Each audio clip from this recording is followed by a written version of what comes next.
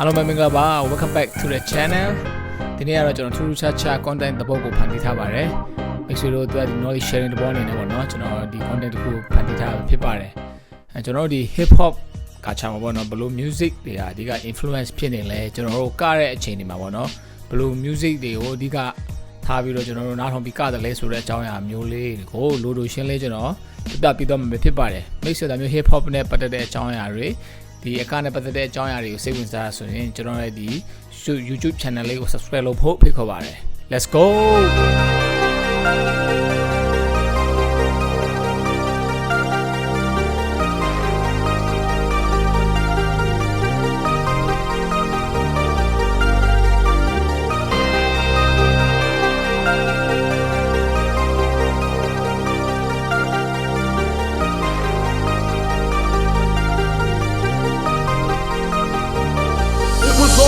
ဒီပမောက်ဆုံးအနေနဲ့ကျွန်တော်ဒီ hip hop ကာချာဆိုတာဗာလဲပေါ့နော်ဒီ hip hop ဆိုတာကိုကျွန်တော်လိုလိုရှင်းလဲအရင်ပြပါမယ်ကျွန်တော်ဒီ1980ဒီဝင်းကျင်နောက်ပိုင်းမှာပေါ့နော်ကျွန်တော်ဒီအမေရိကမှာရှိတဲ့ဒီလူမဲတွေကနေသူတို့ရဲ့ဒီလူအခွင့်ရေချိုးပေါက်ခံရမှုတွေကိုတော်လှန်ရင်ပေါ်ပေါက်လာတဲ့အမှုပညာလှုပ်ရှားမှုတစ်ခုဖြစ်ပါတယ်အဲ့ဒီအချိန်တုန်းကဆိုရင်တော့ပြန်ပြီးတော့ကြည့်မယ်ဆိုရင်ကျွန်တော်ဒီလူမဲ Black American တွေပေါ့နော်ဒီရဲတွေရဲ့မတရားနှိပ်စက်မှုတွေအနိုင်ကျင့်မှုတွေကိုသူတို့ဒီလူတွေကဘယ်လိုလုပ်လဲဆိုတော့ဒီ rap ဂီတတွေကိုဖန်တီးခြင်းအပြင်သူတို့ရဲ့ဒီလွတ်လပ်ခွင့်တွေကိုတချင်းစာသားတွေဖြစ်ပြောင်းလဲပြီးတော့ဖော်ပြကြပါတယ်တစ်ဖက်မှာလည်းဒီလူငယ်တွေပြန်ပြီးတော့ကြည့်ကြမယ်ဆိုရင်ပေါ့နော်အဲ့ဒီအချိန်ခါကဒီစာဝတ်နေရေးအတွက်လူငယ်တွေကဒီမွေးစေးဝါးတွေရောင်းရင်ရောင်းဒါမှမဟုတ်ရင်ဒီ gang တွေ gain တွေထဲဝင်ပြီးတော့ဒုစရိုက်မှုတွေပြုရဲတွေဖန်အဲ့လိုမျိုးနဲ့တန်တရားလည်နေတဲ့အခြေအနေပေါ့နော်အဲ့ဒီအချိန်မှာဒီAfrica Bambata လို့ခေါ်တဲ့ဒီ gang leader တူကနေဥဆောင်ပြီးတော့ဒီလူငယ်တွေလမ်းဘေးမှာဒီ street တွေပေါ်မှာကခုန်ချင်းစရှိသဖြင့်ဒီ b-boy ပေါ့နော်လူတွေသိကြတော့ဒီ break dancing လို့ခေါ်တဲ့အကတွေကိုကချင်းရပြီးဒီအမှုပညာလှုပ်ရှားမှုမျိုးတွေ gravity လို့ခေါ်တဲ့ဒီ gravity ရေးချင်းဆန်မျိုးတွေအမှုပညာလှုပ်ရှားမှုမျိုးတွေကအဲ့ဒီအချိန်တည်းကစတင်ပြီးတော့ပေါ်ပေါက်ခဲ့တာဖြစ်ပါတယ်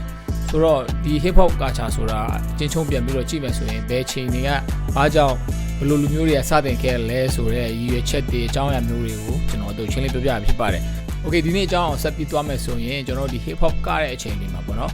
ဘယ်လို music တွေကိုကတယ်လဲဒီ hip hop ကချာကိုဘယ်လို music တွေက influence ဖြစ်နေလဲဆိုတာကိုဆက်ပြီးတော့လေ့လာကြည့်လိုက်အောင်ပထမဆုံးကတော့လူတိုင်းနဲ့ရင်းနှီးတဲ့ဒီ funk music တွေပေါ့နော်ဒီ funk genre music တွေကိုဆိုရင်ကျွန်တော်ဒီလူငယ်တွေကြားမှာအခုချိန်ထိကိုကျွန်တော်ဒီ hip hop အကတွေဒီပြန်ပွဲတွေအစရှိသဖြင့်နေရာမျိုးတွေမှာကျွန်တော်တင်းတင်းကြပ်ကြပ်ကနေသေးတယ်အဲ့ဒီထဲမှာ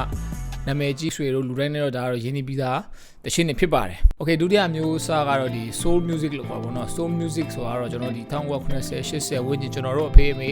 လက်ထက်ကပေါ့နော်အဲ့ဒီချိန်တုန်းကခစ်စားခဲ့တဲ့ဒီတခြင်းလေးတွေပေါ့နော်ပြောမှဆိုရင်တော့ဒီကနဝင်တခြင်းမျိုးတွေ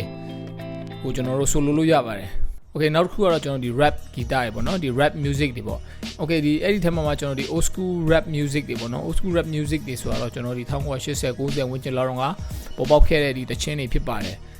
ဘာလို့ဆိုတော့အဲ့ဒီအချိန်တွေခါကိုကျွန်တော်1990ဝန်းကျင်လောက်ကထွက်ခဲ့တဲ့ဒီတခြင်းတွေကိုဒီ golden age hip hop ဆိုပြီးတော့လဲကျွန်တော်တို့တင်စားကြရတယ်ပေါ့နော်အခုချိန်ထိကိုဒီ Mobb Deep တို့ Nas တို့အစရှိသဖြင့် rap ဂီတပညာရှင်တွေအများစုရဲ့တခြင်းတွေကအခုချိန်ထိကိုကျွန်တော်တို့တင်ကြရဲ့